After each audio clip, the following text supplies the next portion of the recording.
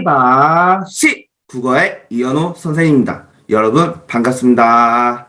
고3 수험생 여러분 안녕하세요. 이제 진짜로 수능이 바로 코앞이죠. 그래서 제가 이 영상을 찍어서 올릴까 말까 고민을 정말 많이 했었는데 학생들이 그래도 수능 앞두고 이틀 전에라도 막판 스퍼트를 내는 데 있어서 조금 더 도움을 많이 받을 수 있으면 좋겠다라는 생각을 해서 제가 학원에서 가르치는 학생들한테도 이제 얘기한 그런 내용인데 올해 2022학년도 수능 시험에서는 과연 문학 작품이 어떤 작품들이 출제가 될 수 있겠느냐. 2022학년도 수능 예상 작품들을 제가 몇 작품씩 각 파트별로 꼽아봤습니다. 제가 이 영상을 촬영하기 위해서 역대 5개년 기출문제 경향과 그리고 올해 치렀던 6월, 9월 기출문제 경향과 그리고 EBS에 수록된 작품들의 특성, 그리고 올해 그 사설 모의고사에서 나왔던 작품들을 봤을 때 그런 작품들도 거르고 하면 몇 작품이 이렇게 추릴 수가 있거든요. 그래서 그런 것들을 토대로 해서 이번 수능 예상 작품들을 제가 한번 꼽았다는 말씀을 드리겠습니다.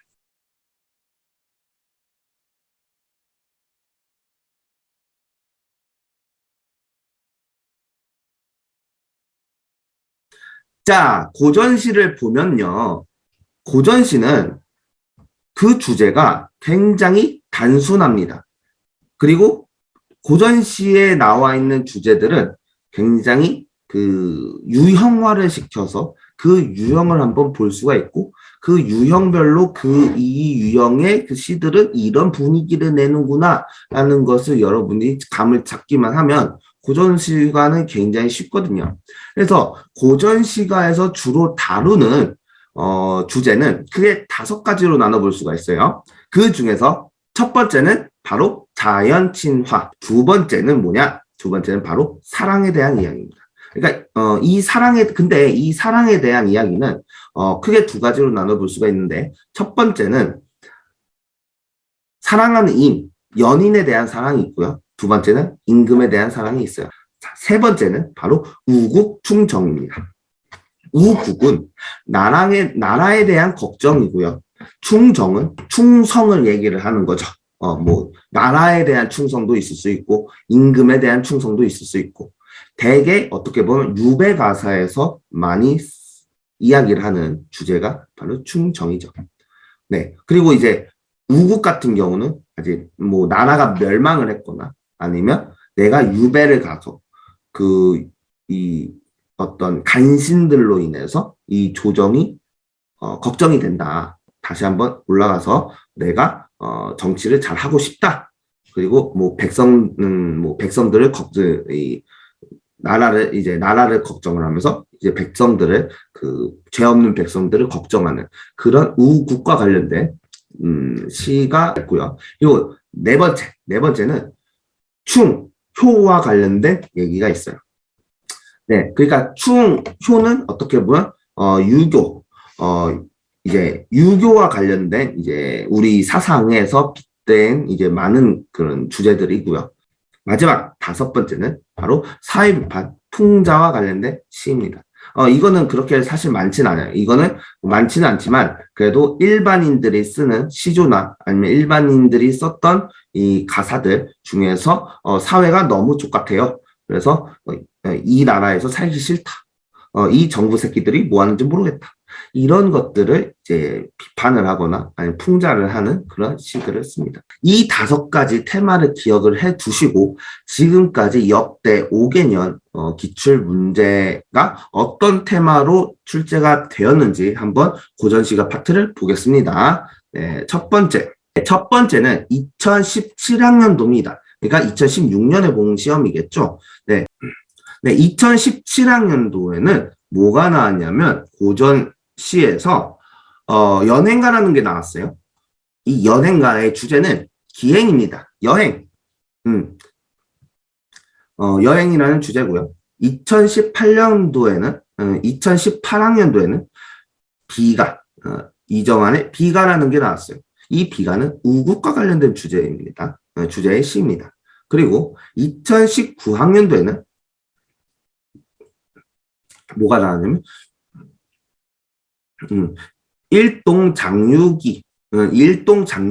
일동장류가라는 게 나왔어요. 이거는 자연과 관련된 주제입니다. 그리고 2020학년도에는 월선헌 16경가가 나왔어요. 이것 역시 자연과 관련된 주제입니다. 이런 자연에서 살고 싶다, 이런 거죠. 그리고 2021학년도 작년 수능에는 뭐가 나오냐? 삼위인곡과 방옹시여가 같이 세트로 묶어져서 나왔어요. 그러면 삼위인곡은 일단 춤과 관련된 주제입니다. 이 방옹시여 같은 경우는 춤 플러스 자연친화예요. 그러면 여러분들 지금 여기서 나오지 않는 주제가 뭐가 있나요?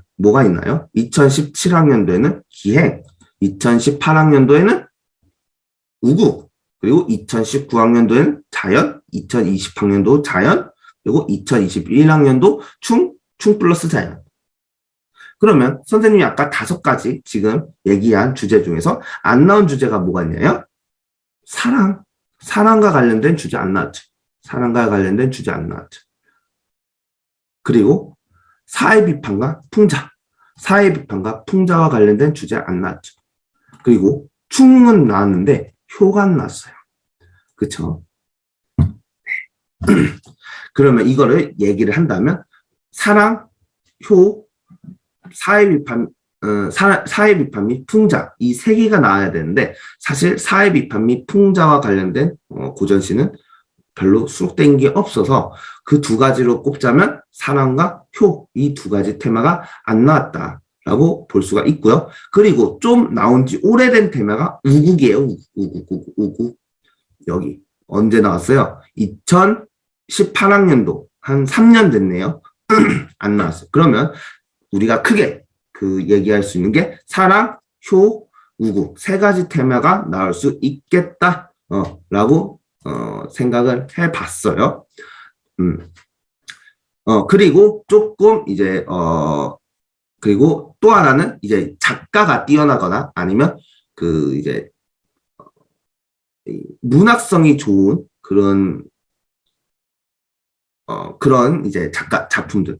그리고 이 대체적으로 고전 시가는 좀 길어요. 좀 긴 시들이 많이 나와요. 네, 현대 시는 조금 길이가 짧은데 비해서 고전 시가는 조금 긴 작품들을 많이 내기 때문에 그런 것도 이제 그런 부분도 나올 수가 있다라고 했을 때 제가 생각하는 예상 작품은 이겁니다. 우국가. 네. 제목에서도 바로 우국이죠. 그리고 오륜가, 면앙정가, 몽천요, 자모사. 네, 이 자모사라는 작품도 나올 수 있고요. 북천가. 네, 이 북천가는 약간 뭐랄까, 그냥 어떤 한 지역에서 있는 이야기를 이렇게 쓴 건데, 이것도 유배가사입니다. 유배가사인데, 이것도 이제 좀 내용이 길어요. 그래서 긴 내용으로 인해서 이제 나올 수가 있습니다. 그리고 이제 매화사, 그리고 시우가 이렇게 해서 하나, 둘, 셋, 넷, 다섯, 일곱, 여덟 8개의 작품이 수능 특강, 수능 완성 통틀어서 8개의 작품이 이번 고전시가에서 나올 수 있지 않을까라고 생각을 한번 해보겠습니다.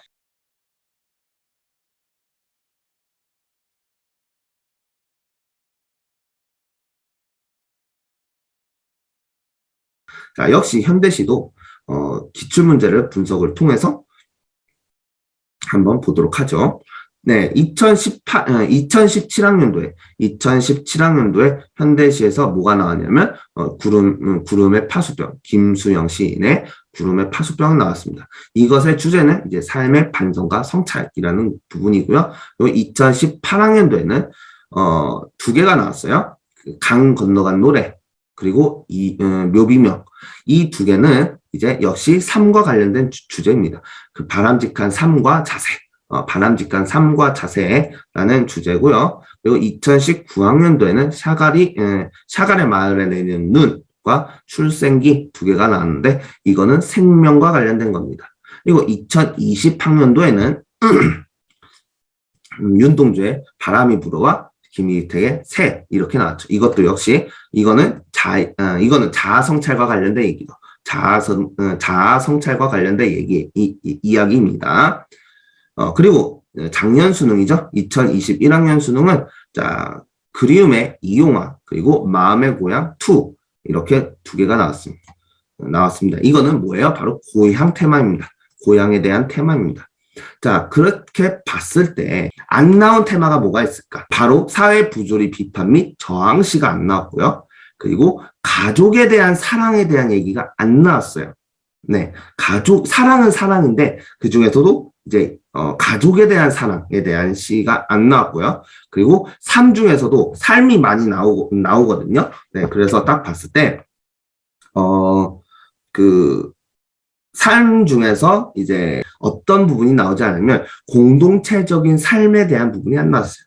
공동체적인 삶. 그래서 이 세 가지 테마가 올해 수능에서 나올 수 있겠다라고 볼 수 있고요. 이러한 세 개의 테마에서 나올 수 있는 그런 작품들을 한번 제가 꼽아봤습니다. 그리고 또 하나 출제해봄직할 수 있는 그런 테마들 중에 하나는요. 여류 작가 작품들을 출제해 볼 수 있을 것 같습니다. 그래서 그런 거를 봤을 때 이런 작품들을 제가 예상을 해봅니다. 일단 해당화, 김수영의 폭포, 심동엽 시인의 껍데기는 가라. 수능 완성에 있는 작품이죠. 이제 고재종의 첫사랑. 네, 이거는 사랑과 관련된 테마죠. 네, 그래서 사랑과 관련된 테마. 그리고 백석의 수락, 박제삼의 한, 이것도 중요한 시라고 볼 수 있고요. 그리고 성탄제, 네, 김종길의 성탄제, 송수건 작가의 까치바, 김관식의 거산어2를 꼽아봤습니다. 제가 이거를 꼽은 이유는요. 6월 모의고사와 9월 모의고사의 경향을 보고 추리를 한번 해본 건데 9월 모의고사에서 뭐가 나왔죠? 현대소설과 그 소설을 바탕으로 만든 시나리오 두 개를 엮어서 복합 문제를 출제를 했어요.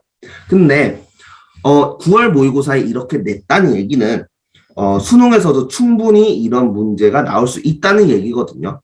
근데 수능에서는 똑같이 소설과 그 시나리오가 엮어질지 아니면 현대시와 고전시가 엮어질지 아니면 고전소설과 판소리를 엮어서 낼지 그거는 잘 모르겠으나 어쨌든 그 경향을 비추어 봤을 때는 이 거산호2라는 그 작품은 자연치나 고전시가와 복합 지문으로 나올 가능성 있는 그 작품이라서 제가 넣어봤습니다. 신석정의 들길에 서서 이것도 제가 꼽아봤습니다. 여류 작가 강은교 시인의 일어서라 풀아 이것도 굉장히 주제의식이 좋은 작품으로 여류 작가가 한 번쯤 더 나올 수 있다라고 얘기를 할 수 있고 수능 완성에 나와 있는 작품 중에서는 신대철 시인의 추운 산이 나올 수 있지 않을까라고 제가 한번 예상을 해봅니다.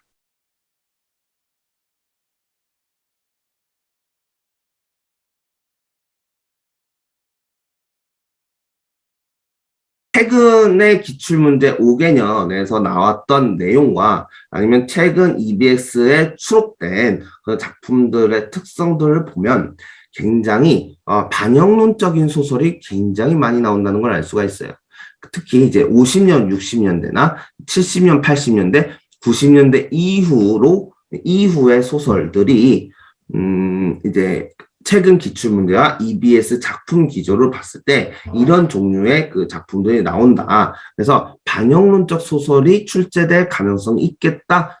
저는 이렇게 봅니다. 그래서 예상 작품을 보면 돌다리, 그리고 제3인간형, 나상, 산포 가는 길, 소문의 벽, 시수, 우리 동네 황씨, 만세정, 호계사 이렇게 이야기를 할 수 있는데요. 제가 특히 이제 삼포 가는 길 같은 경우에는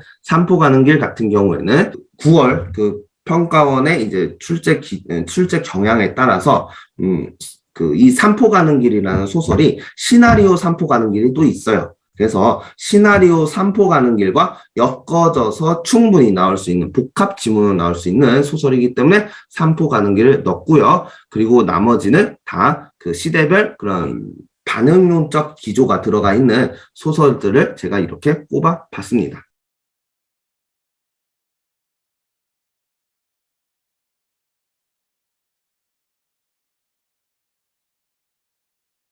이것도 역시 수능 그 기출문제를 보면 그 이제 흐름을 조금 알 수가 있는데, 자, 2017학년도에는 뭐가 나왔냐면 고전소설에서 박시전이 나왔어요. 이 박시전은 여성 영웅 소설이죠. 그리고 2018학년도에는 사씨 남정기가 나왔어요. 이거는 이제 가정소설이라고 볼 수가 있고요. 2019학년도에는 임장군전이 나왔어요. 이거는 영웅소설이죠. 그리고 2020학년도에는 유시 3대로 선생님이 예상했던 작품 중에 하나였는데 이것이 나왔습니다. 이건 바로 가정소설입니다. 그리고 2021학년도 작년 수능에는 최고운전이 나왔어요. 역시 영웅소설이에요. 그러면 올해는 영웅소설은 나오지 않겠다라고 볼 수가 있을 것 같아요. 그리고 보면 여기서 지금까지 나온 테마들 중에서 안 나왔던 테마가 뭔 것 같습니까? 이 고전소설에서 안 나온 테마를 보면 크게 세 가지로 나눠볼 수 있을 것 같아요. 첫 번째는 바로 환몽구조 소설입니다. 환몽구조 소설. 네. 그리고 두 번째는 여성소설입니다. 여성소설. 세 번째는 판소리계 소설입니다. 그래서 근데 지금 이 세 가지 테마가 안 나왔는데, 자, 올해 6월, 9월 모의고사 출제 경향을 보면 6월에서는 채봉 감별곡이 출제가 됐고요. 그리고 9월에서는 배비장전이 출제가 됐어요. 이 두 작품들은 다 뭐냐면 다 여성 소설이에요. 그러면 이제 심리적 가심으로 추리를 해본다면 올해 수능은 왠지 모르게 여성 소설이 출제될 가능성이 굉장히 높겠다라고 생각을 할 수 있을 것 같습니다. 네, 그랬을 때 예상 작품을 봤을 때는 저는 이제 매화전, 운영전, 구운몽, 그리고 연려춘향 수절가. 이 연려춘향 수절가는 판소리의 춘향가 또는 판소리계 소설인 춘향전, 이 두 개를 조금 복합 지문 형식으로 해서 엮여져서 나오지 않을까, 그런 생각도 한번 해봅니다. 그리고 하생기우전, 그리고 토공전, 흥부가는 이거는 이제 판소리인데, 이 판소리 흥부가를 이제 판소리계 소설 흥부전과 복합 지문으로 나올 수도 있겠다라고 생각을 해서 흥부가도 한번 보시면 좋겠다라고 이야기를 했고요. 그리고 심생전, 그리고 수경 낭자전이 있습니다. 이 작품들이 올해 수능에서는 나올 가능성이 높겠다라고 생각을 한번 해볼 수도 있을 것 같아요. 근데 제가 이제 시험지들을 다 분석을 하고 기출문제들을 보니까 올해 6월, 9월 모의고사 같은 경우에는 현대소설은 작품은 같지만 수능 특강에 실려 있는 작품이 아니라 수능 특강에 실려 있는 부분이 아니라 그 외 부분으로 제목만 같은 현대소설이 출제가 됐거든요.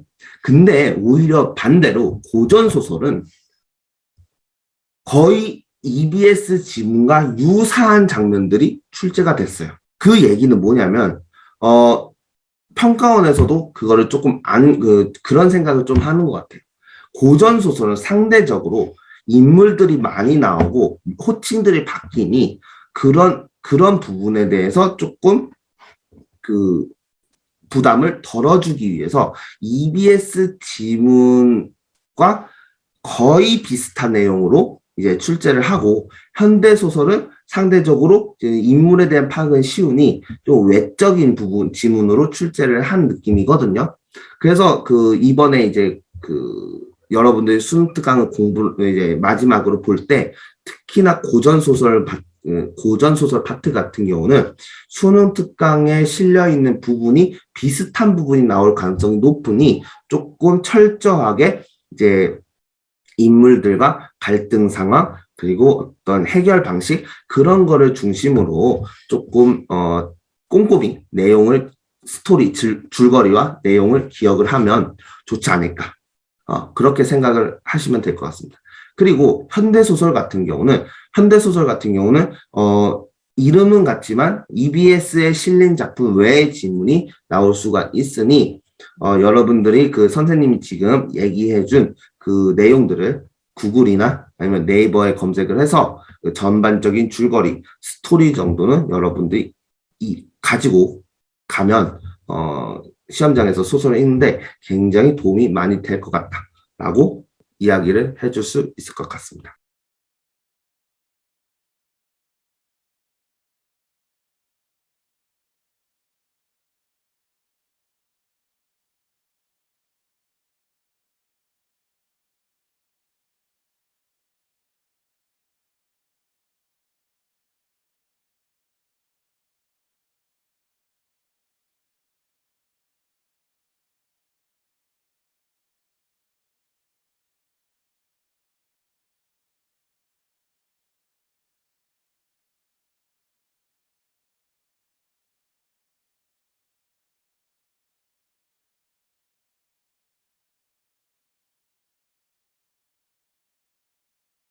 여러분, 이제 수능이 곧 앞으로 다가와서 정말 부담이 되고 스트레스도 많이 받고 여러 가지로 심적으로나 정신적으로나 육체적으로나 힘들 것 같아요. 근데 여러분들 끝까지 끝나기 전까지 끝난 건 아니에요. 그래서 여러분들이 끝까지 포기하지 않고 한 작품이라도 더 완벽하게 본다, 한 작품이라도 조금 더 꼼꼼히 본다 라는 생각을 가지고, 그러면 다음 영상에서 조금 더 유익하고 재밌는 영상으로 찾아뵙도록 하겠습니다. 여러분 안녕.